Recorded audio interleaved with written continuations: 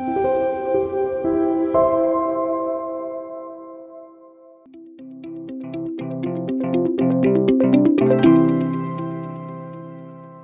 안녕하세요. 네, 지난 두 번째까지 강의는 왜 함께하는 리더십인가 라는 부분에 대해서 같이 공부를 해봤고요. 지금은 이제 코칭과 피드백이라는 부분에 대해서 우리가 같이 알아보도록 하겠습니다. 자, 여러분들 코칭과 피드백이라는 부분 워낙 뭐 예전부터 들어보셨겠죠. 코칭을 해라, 또 뭐 피드백을 해라, 뭐 면담을 해라, 이런 얘기들 많이 들어보셨을 텐데요. 이 코칭과 피드백에 있어서 또 중요한 요인들 어떤 것들이 있는지, 또 어떻게 하면 좀 더 효과적으로 할 수 있을지에 대해서 같이 이 시간 배워보도록 하겠습니다. 제일 처음에 시작을 하면서 여러분께 퀴즈 하나 내보도록 하겠습니다. 혹시라도 식사를 하시고 나서 졸린 시간이시라면 이걸 풀어보시면 잠이 깨어질 것 같습니다. 자, 퀴즈입니다. 어떤 퀴즈냐면요, 간단합니다. 여러분들께 이런 자전거를 파는 가게에서 일어난 간단한 스토리를 이야기를 드리도록 하겠습니다. 여기에서 가게의 주인이 있어요. 이 가게의 주인이 이 가게에서 자전거를 하나 팝니다. 자전거를 하나 파는데 이 주인이 다 팔고 나서 돈이 뭔가 부족한 것 같아요. 예, 도대체 얼마를 손해를 봤는지 여러분 계산해 보시면 좋을 것 같습니다. 그렇게 어렵지도 않아요. 기본적으로 덧셈 뺄셈만 하실 수 있다면 푸실 수 있는 아주 간단한 문제입니다. 자, 그럼 상황을 알려드리도록 하겠습니다. 자, 어느 날 손님이 옵니다. 안녕하세요, 아저씨. 자, 이 자전거 얼마입니까? 이야기를 합니다. 이 자전거를 파는 가게 아저씨는 이 자전거를 60만 원이라고 소개를 합니다. 60만 원이라고 소개를 하고 자전거를 내어드리니까 손님이 이제 돈을 내야 되는데 현금이 없다고 수표 100만 원짜리를 주게 됩니다. 아저씨, 100만 원짜리 수표밖에 없는데 괜찮겠습니까? 그럼요. 네, 100만 원. 네, 돈만 벌을 수 있다면 좋습니다.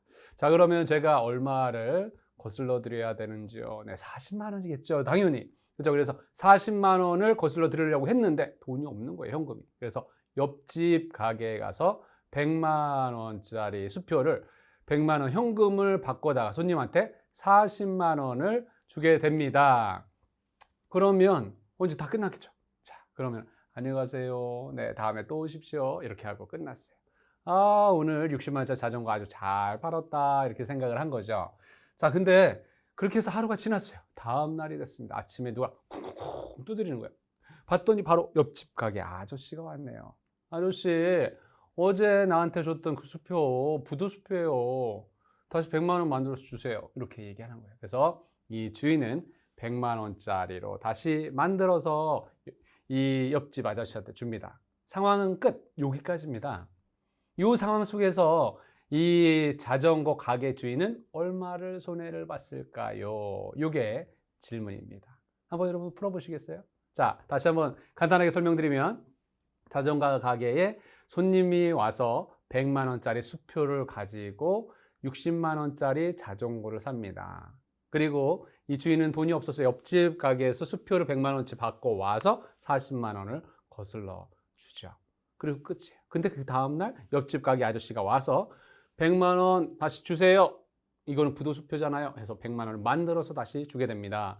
도대체 이 가게 주인은 얼마를 손해를 봤을까? 이게 질문입니다. 아주 간단하죠? 덧셈 뺄셈 되셨나요? 네, 아주 쉽게 여러분 계산하셨으리라 생각이 듭니다. 그러면 요 답 중에 있는지 한번 확인해 보시겠습니까? 첫 번째, 자, 첫 번째는요 100만 원, 두 번째는 140, 세 번째는 160, 네 번째 200입니다. 여기 있으십니까? 없다고요? 혹시 이 60만 원 자전거 이거를 원가 계산하신 분 계신 거 아니세요? 60만 원 자전거 이거 뭐 10만 원이면 되는 거 아니야? 막 이렇게 또 하시는 분 계시는 거 아니에요? 그러면 여기 없죠. 그죠? 네. 근데 그렇게 복잡하게 생각 마시고요. 인생을 왜 이렇게 힘들게 생각하시려고. 네. 그냥 60만 원이다 생각을 하시면 됩니다. 자전거 60만 원짜리, 네, 없어졌다. 이렇게 생각하시는 거예요. 그러면 있으실까요? 답이 뭘까요? 자, 제가 시간 1분 한번 드려볼까요? 30초면 된다고요? 알았습니다. 30초. 네, 30초 드릴게요. 자, 여러분들 계산해 보십시오.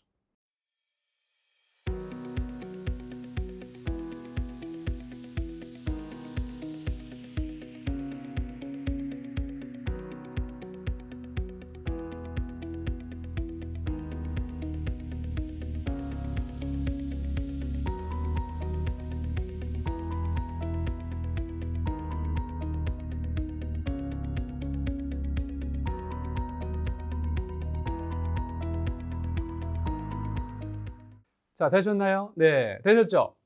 쉽다고요? 네, 힌트 하나 드리겠습니다. 힌트. 자, 혹시 여러분들이 요거 하시는 분 중에 답을 요걸로 정하신 분 계신데 답은 200 아닙니다. 네, 힌트는 200이 아니라는 거예요. 네, 다시 한번 여러분 풀어보십시오. 1번, 2번, 3번 중에 있습니다. 1번, 2번, 3번 중에 다시 30초 드려보겠습니다. 아마 멘붕이신 우리 부소장님들 계실 것 같은데, 그렇죠? 200 아닙니다. 절대 아니에요. 산수입니다. 근데 산수 답은 딱 하나밖에 없어요.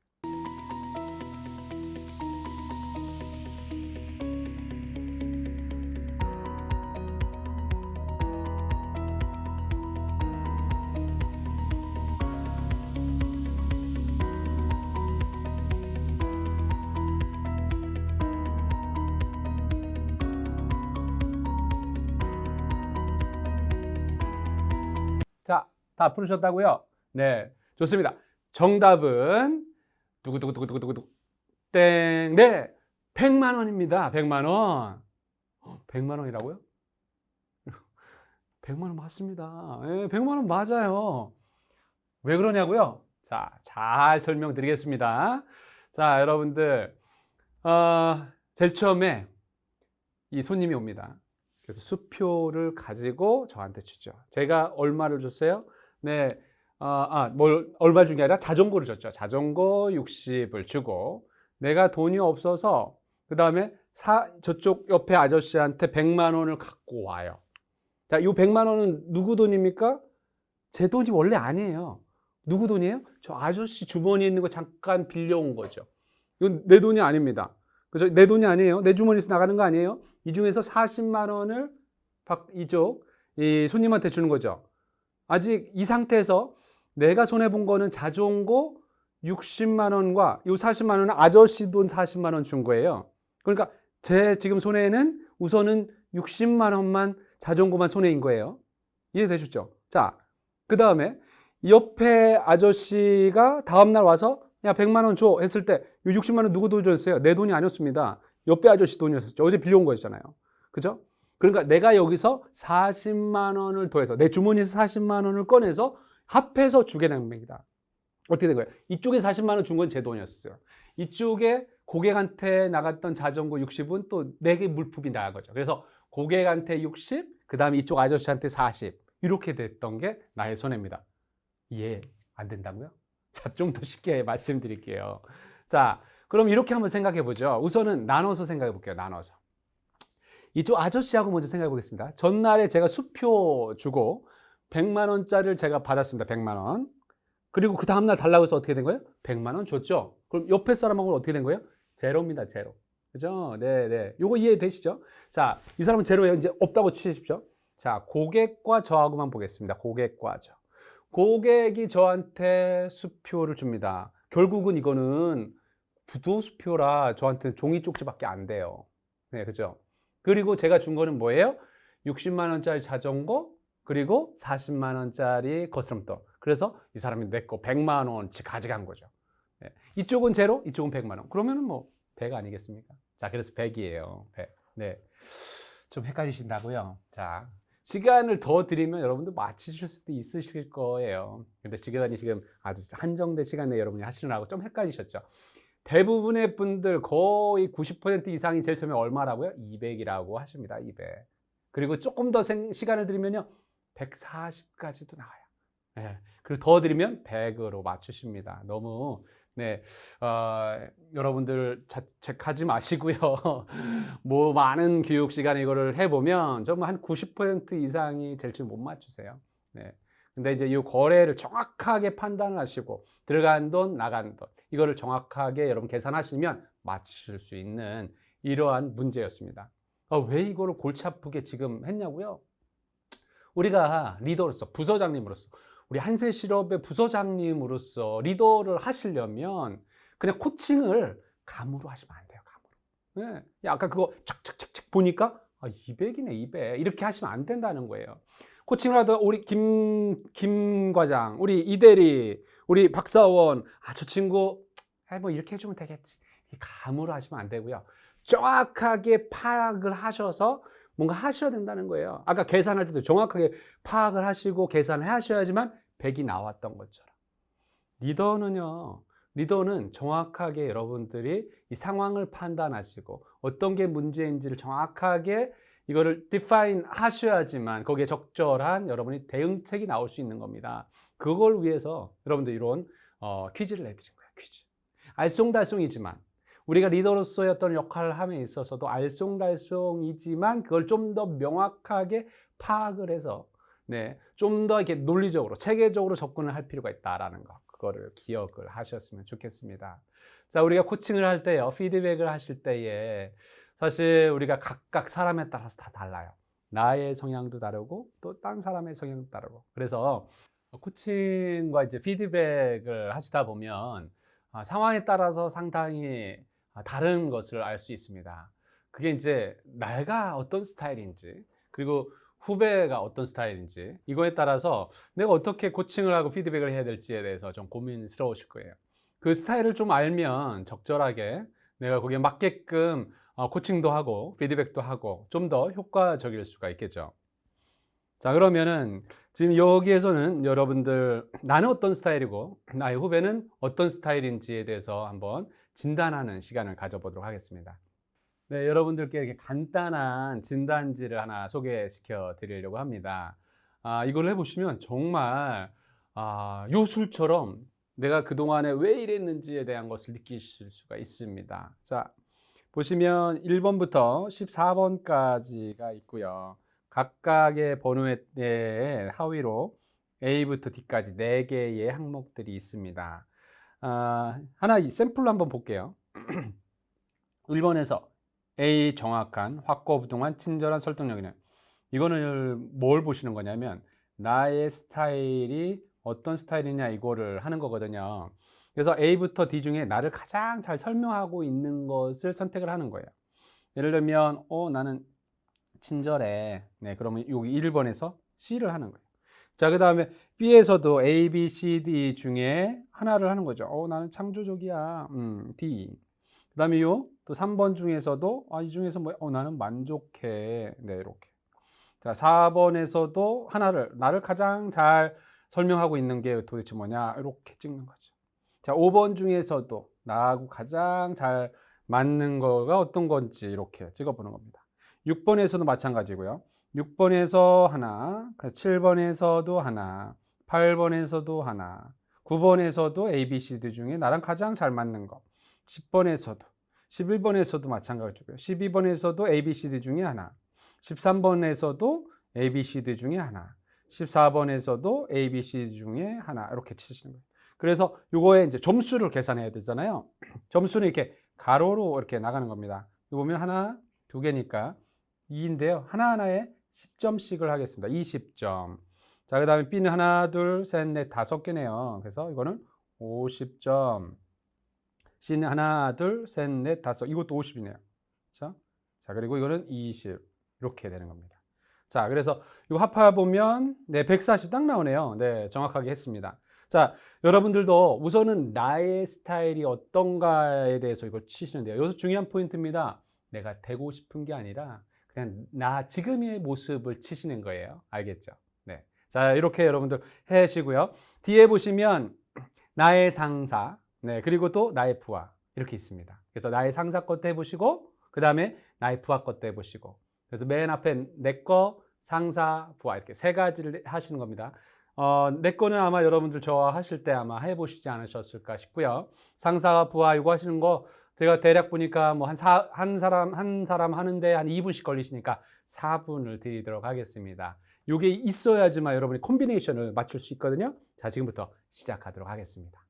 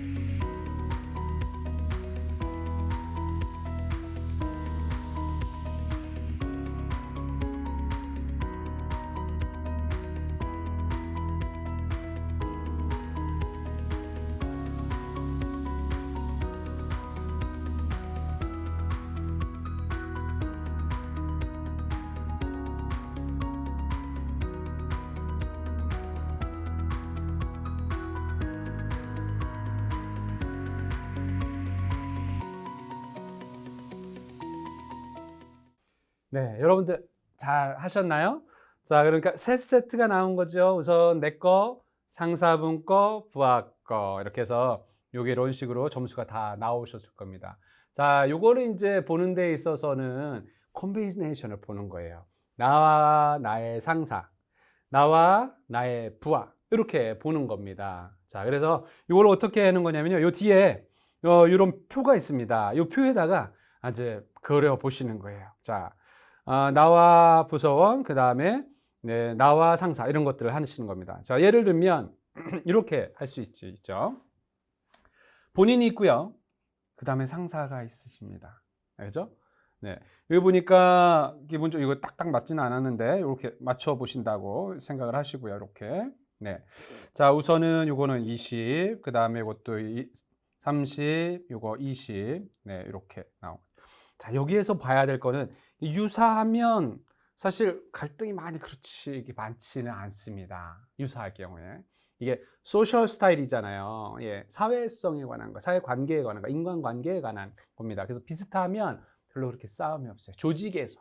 예, 근데 여기서 보니까 나의 경우는 이 상사보다 이쪽 분석 쪽이나 아니면 우후 쪽이나 표현 쪽이 좀 더 많고요. 주도 쪽만 조금 부족하네요. 주도라고 하면 적극적인 걸 얘기해요. 일을 진취적으로 한다라든지, 일을 만든다라든지 이런 쪽이고요. 그다음에 이렇게 분석형, 우호양, 표현형 이런 쪽은 이제 내가 많기 때문에 이 부분에 대해서는 그렇게 큰 문제 없이 뭔가 일을 처리하고 콤비네이션 쏘쏘 괜찮다 이 정도 이런 보시면 좋을 것 같아요. 여러분들 중에 또 이제 이런 형태가 있을 수 있습니다. 자, 어떤 형태냐? 이런 형태. 상사가 지금 어떻게 보면 여러분들 부서장, 리더이시고요. 그 다음에 후배가 우리가 부서원이시죠. 부서원. 자, 우선 이런 경우에 이 상사 리더가 이 분석형이 상당히 높고 그 다음에 이 후배가 낮다. 이런 경우에 우리 리더의 입장에서 봤을 때 어떤 생각이 드시냐? 분명히 이런 분이 계실 거거든요. 이런 분은 어떤 생각이 드세요? 그래요. 이 친구 정말 일 빵꾸도 많이 나고 일을 덜렁덜렁대고 뭔가 잘 맞지도 않고 꼼꼼하게 처리 못합니다. 네, 이런 분들. 바로 이런 케이스예요. 이런 케이스. 우리 한세 실업의 우리 부서장님들 분석형이 높은데 내 후배 부서원들은 분석형이 낮다. 이러면 별로 마음에 안 들어 하시는 그런 케이스예요. 실제는. 그렇죠? 그래서 분석형이 높고 후배가 분석형이 낮을 때 상사 입장에서는 답답하고 일을 대충 하는 것 같은 후배들이 있고 또 후배 입장에서 어떻게 되냐? 맨날 혼나는 거예요. 아우, 왜 이렇게 나는 맨날 혼나지? 이렇게 되는 거죠. 자, 왜 그러냐면요. 뒤에서 좀 이따 또 설명은 해 드릴 겁니다. 하나하나 이 스타일에 대해서 설명을 해 드릴 텐데요. 우선 여기에서 말씀드리고 싶은 거는 분석형이 이게 높은 분들 있잖아요. 이런 분들은요. 어떤 특징을 갖고 완벽주의자형이 있습니다. 완벽주의자. 네. 완전 완벽주의자예요. 아주 꼼꼼하게 일을 처리하시는 분들. 그러니까 여기에서 높은 점수를 못 받는 후배들을 보면 완전 덜렁덜렁거리는 거예요. 덜렁덜렁. 네. 일 대충대충 하고 뭐 갖고 오면은 막 오탈자도 많고 일에서 펑크나고 고객과의 일 속에서도 뭔가 제대로 잘 안 챙기고 그러다 보니까 맨날 혼나게 되는 이런 상황입니다. 어떻게 보면 이렇게 되면 이 상사도 리더도 되게 힘들고요. 후배도 되게 힘듭니다. 네. 자, 이러면서 이 후배가 여기가 주도형이 상당히 높네요. 그렇죠? 이 주도형은 자꾸 일을 만드는 스타일이에요. 새로운 일들에 대해서 막 뭔가 하고 싶은 이러한 의욕이 넘쳐나는 친구들입니다. 그러다 보니까 아니 일은 제대로 잘 못하면서 일만 계속 만들어내? 쟤는 또 뭐야? 막 이렇게 생각하는 거죠. 그렇죠? 그러니까 이런 콤비네이션이 안 맞아요. 서로 갈등도 생기고 이런 상황들 벌어집니다. 자, 이런 경우에는 어떻게 하셔야 되겠어요? 우리 분석형 리더가 어떻게 코칭하시냐? 김 과장 잠깐 와봐. 일을 꼼꼼하게 챙겨야 되는 거야. 나한테 뭐 갖고 올 때 논리적으로 설명할 수 있게끔 데이터 같은 거 이런 것들을 꼼꼼하게 챙겨서 와서 나를 설득시켜야지만 내가 설득이 당할 수가 있는 거야. 알았지? 그렇게 해줘. 이렇게 얘기를 하셔야 되는 거죠. 자, 그리고 요 일, 이거 꼼꼼하는 쪽에다 에너지를 좀 들이고 이렇게 새롭게 일 만드는 거 이런 것 좀 덜 했으면 좋겠다. 에너지를 좀 더 데이터를 그리고 좀 체계적으로 그리고 좀 더 기획적인 이런 일들에다 인풋을 좀 많이 드리고 노력을 많이 했으면 좋겠다. 이런 식으로 이제 코칭을 해 주실 필요가 있겠죠. 그렇죠? 자, 좋습니다. 자, 그다음에 또 어떤 형이 있을 수 있냐면요. 이런 경우가 있어요. 완전히 반대의 스타일. 아까랑 완전 반대잖아요. 상사가 네, 우리 부서장님들이 이쪽이고 그다음에 왼쪽이 이제 후배의 모습입니다. 후배의 모습. 이런 경우도 있을 수 있어요. 그죠? 네, 그래서 이 상사는요. 쉽게 얘기하면 이 주도형이 높죠. 네, 주도형이 높으면 어떻게 해요? 일을 계속 만들어 나가는 그런 스타일. 그렇죠? 자, 그 대신 여기가 분석형이 상당히 낮네요. 분석형. 그럼 뭐야? 꼼꼼하지는 않는다는 거죠. 꼼꼼하지는 않아요. 그 대신 어떻게 돼요? 후배가 상당히 꼼꼼하네요. 완벽주의자네요. 그래서 체계적으로 일하고 아주 하나하나 디테일에 강한 이런 후배들이 있습니다. 자, 그러니까 어떻게 돼요? 상사는 좀 덜 챙겨도 후배가 꼼꼼하게 챙겨주니까 상당히 좋은 콤비네이션이라고 할 수가 있겠죠. 자, 여기 보면 상사는 주도형으로서 계속 일을 만들어 나가는 스타일이에요. 만들어 나가는 스타일. 일을 만들면 후배가 뒤치다꺼리 해주고, 일을 또 만들면 뒤치다꺼리 해주고, 이렇게 되는 이런 스타일인 거예요. 그래서 이런 경우는 상당히 좀 뭔가 콤비네이션이 좀 맞는 것 같죠. 그죠? 네.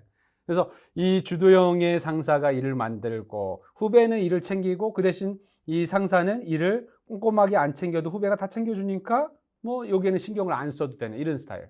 자, 여기에서 또 하나 중요한 게 있습니다. 우호형은요. 우형은 뭐냐면 갈등을 별로 만들기 싫어하는 스타일이에요. 갈등을 만들기 싫다. 그러니까 상사가 야, 뭐 이거 좀 해 하면 그냥 조용히 네, 조용히 자기 일을 묵묵히 하는 스타일입니다. 아, 그렇다고 뭐 좀 싫은 소리도 안 하고 뭐 반대도 안 하고 상사가 하라면 그냥 조용히 묵묵히 일하는 사람. 네. 속상해도 그냥 묵묵히 일하는 사람. 네. 그러고 속상한 거 있으면 혼자 가서 혼술 먹는 사람. 이런 스타일이에요. 그래서 혹시 이 우호형이 많이 나오신 분이 계시면 아, 내가 그런 스타일이었구나. 그래서 내가 혼술 많이 하나?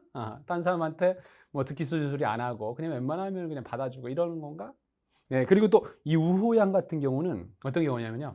다른 사람 이야기를 잘 들어줘요.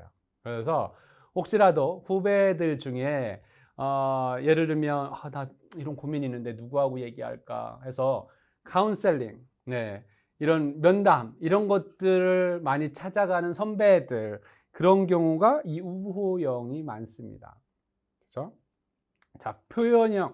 자, 여기 상사 보니까 이 주도형과 표현형이 상당히 높은 점수를 나왔네요. 표현형은요, 뭔가 자기의 이야기를 많이 유쾌하게 이야기하는 그런 스타일을 이야기를 합니다.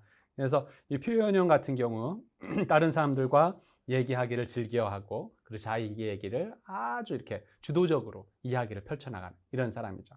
그러니까 이 상사 같은 경우는 어떤 특징을 갖고 있느냐라고 봤을 때 여기 주도형과 그렇죠? 주도형과 그다음에 표현형이 높으니까 일은 계속적으로 만들고 그리고 저 사람은 상당히 유쾌한 사람, 일 많이 하는 사람, 네, 이야기를 많이 하는 사람이죠. 그러니까 이런 분들하고 일하기가 괜찮아요. 예.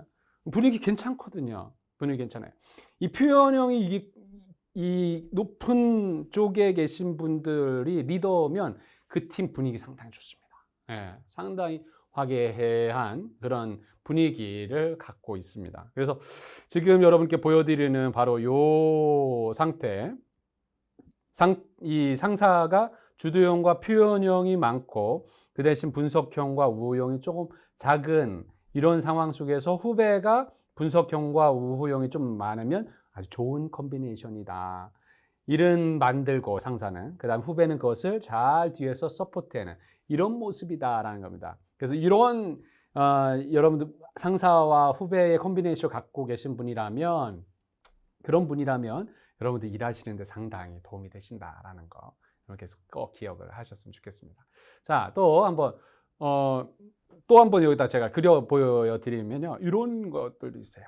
자, 여기에 아까 이제 상사분이 보통은 이런 경우가 많아요. 이렇게. 아까 여기가 이제 분석이었었잖아요. 그래서 분석 그리고 여기가 네, 주도나 아니면 적극 이렇게도 우리가 표현도 하거든요.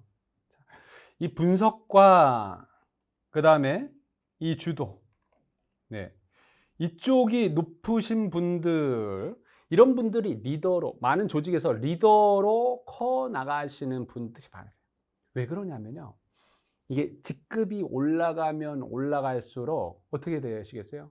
일을 좀 만들고 적극적으로 하세요. 그런 분들이 회사에서는 또 좋거든요. 그렇죠? 일을 계속적으로 하니까, 적극적으로 하니까 위에서 볼 때는 저 사람은 일을 상당히 열심히 하는구나. 주체적으로 하는구나. 적극적으로 하는구나. 주도적으로 하는구나. 이렇게 생각을 한단 말이에요. 그러면서 이쪽도 상당히 높아집니다. 왜요? 꼼꼼하게 해야 되거든요.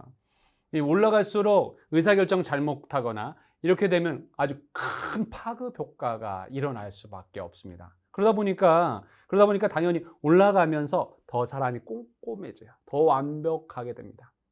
여러분들 주변에 그런 분들 많이 못 보셨어요? 예전에 나하고 같이 일했던 지금의 어떤 리더, 옛날에 나하고 이렇게 같이 일할 때는, 이 주니어 때는 일도 뭐 이렇게 좀 듬성듬성하고, 그리고 또 빵꾸도 많이 나고, 이게 아주 꼼꼼하지 않았었는데 점차 올라가면서 되게 꼼꼼해지더라, 완벽주의자가 되더라, 이런 것들 느껴보시지 않으셨습니까? 그게 역할이에요. 또 그렇게 되는 사람이 조직에서 인정을 받고 또 성과도 잘 낼 수 있기 때문에 지금까지 살아남는 거죠. 그렇죠? 그러다 보니까 실제 조직에서는요, 이런 분들, 네, 주도적인 분, 그리고 분석적인 분들, 요 두 가지 특징이 큰 사람들, 이런 분들이 회사에서는 살아남더라고요. 네.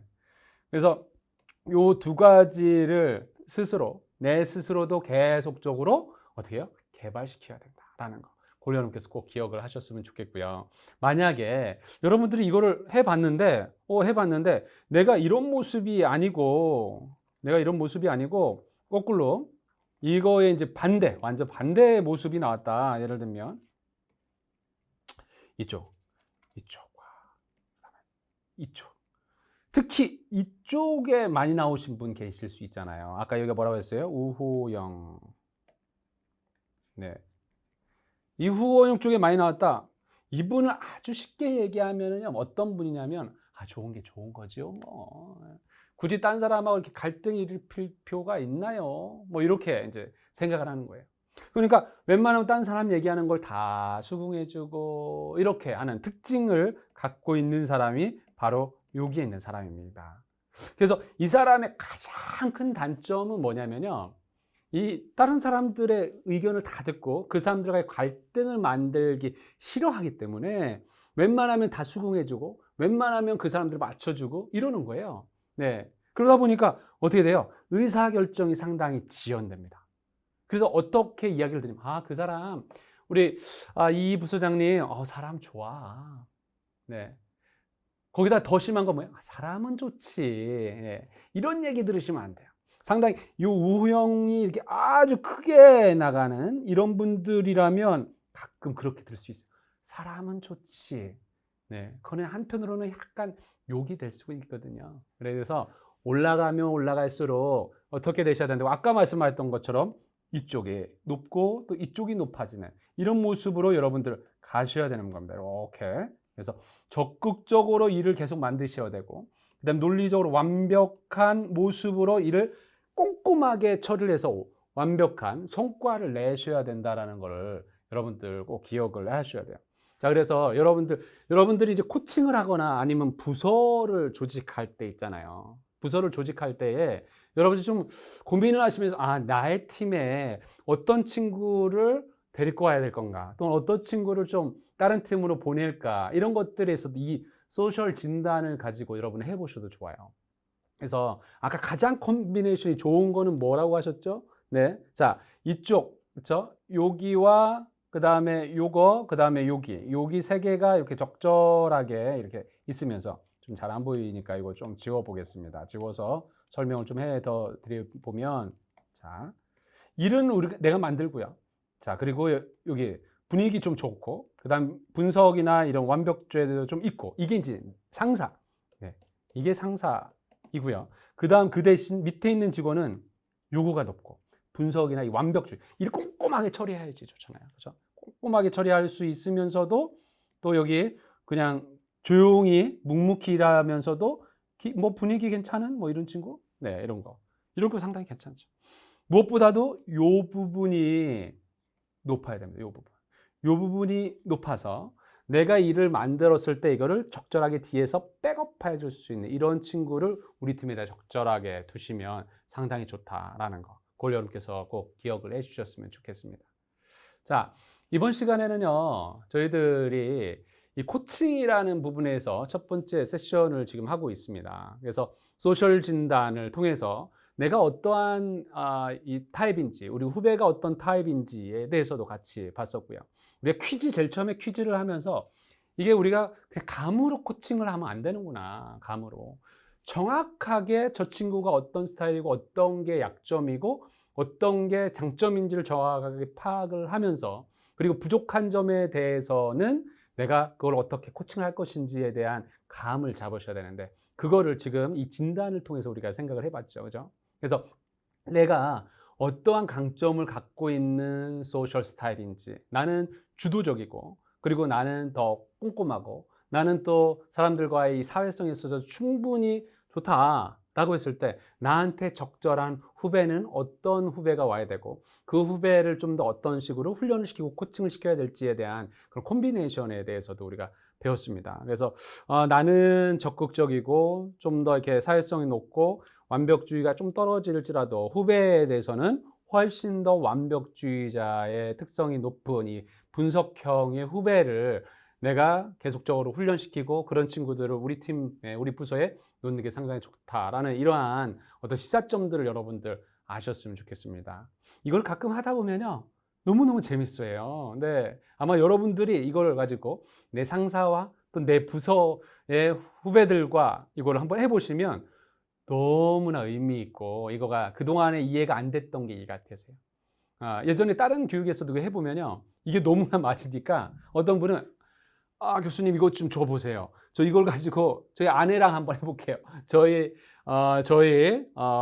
뭐 이렇게 남편하고 해볼게요. 이런 분들이 계세요. 그래서 해보시라고 드렸습니다. 그래서 쉬는 시간에 해보더니 그래서 내 남편과 이렇게 안 맞구나.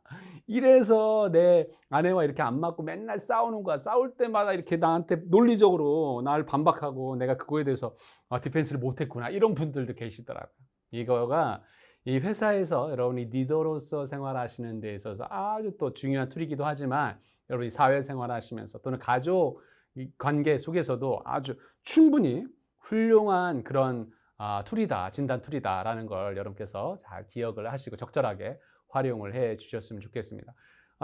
이번 강의는 여기까지 하고요. 다음 강의는 요 하나하나 유형에 대해서 우리가 좀 더 생각해 보는 그런 시간들을 갖도록 하겠습니다. 네, 고맙습니다.